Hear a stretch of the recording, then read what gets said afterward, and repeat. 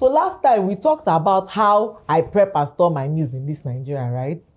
Let us continue.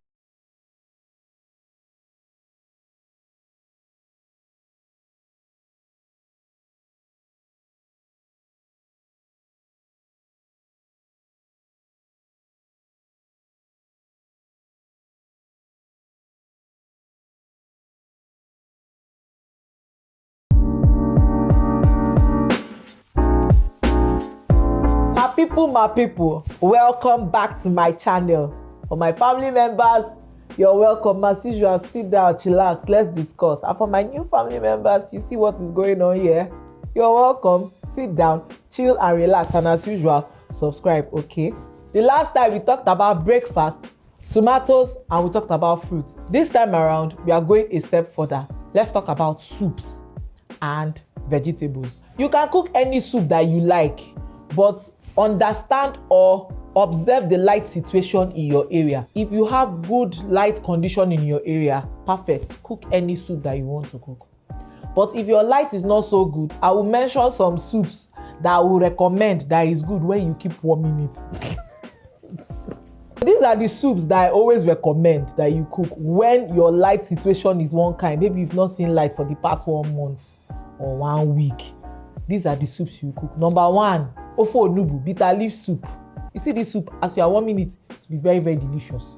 Cook that soup. If you don't know how to cook it, just tell me. I'm going to create a video on how you can make bitter leaf soup. The second one is afang soup. Oh my God. The more you warm it, I don't understand the flavor. The flavor just keeps coming back up again and it's very, very delicious. That is another soup. The third one I will recommend is banga soup. If you are watching your weight, don't eat this soup. But banga soup is one soup I always say that when you keep warming it, it tastes better and better as you eat it every day. So if there are other soups that I missed, abeg type am for the comment section, make we gist, make I relate. You understand that kind of thing. If your light situation is okay, that is perfectly fine. Just cook your soup, portion them and keep them in the freezer. Whenever you are ready to eat, or if you want to eat the food tomorrow, bring it out from the freezer and keep it in the fridge. The reason is to avoid harmful bacteria acting on the food. That way it can defrost in the freezer. Don't ask me if it's going to melt in the fridge. Trust me on that, it's going to melt in the fridge. Carry your soup from the freezer and keep it in the fridge. At least for the next 4 or 5 hours, it's defrosted, okay? For vegetables, there are different ways you can store them because they are very delicate. For example, leafy vegetables like your ugu, your water leaf and the likes. The way you store them is first in the buying. When you want to buy, tell them not to give you the one that water has touched.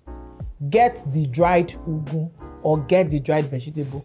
Wrap it in newspaper or any paper bag. Keep it in a Ziploc bag and keep it at the bottom part of the fridge.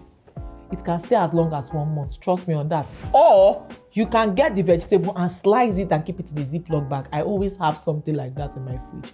That is why I always incorporate vegetables in my food. Now, there are some leafy vegetables that are tricky. For instance, water leaf. Don't slice it at all. Instead, just leave it out and let air do the work. Let me give you this extra jara because you know that I'm your personal person, you get. I want to tell you how you can store meat and fish. Yes, because we like it. What is life without meat or fish? If you want to store your meat or fish, these are the ways you can do them.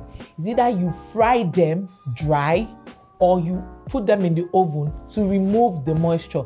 Reason being that it is the moisture in the meat that spoils the meat. Once the moisture is out, your meat is good to go for 1 month. Oh, my mom taught me this method as a child and man, it doesn't fail. If you want to store your meat, fry it. If you are so health conscious, you don't want to fry your meat dry, just throw it in the oven and it will remove the entire moisture. My people, that's all. I know that this was helpful.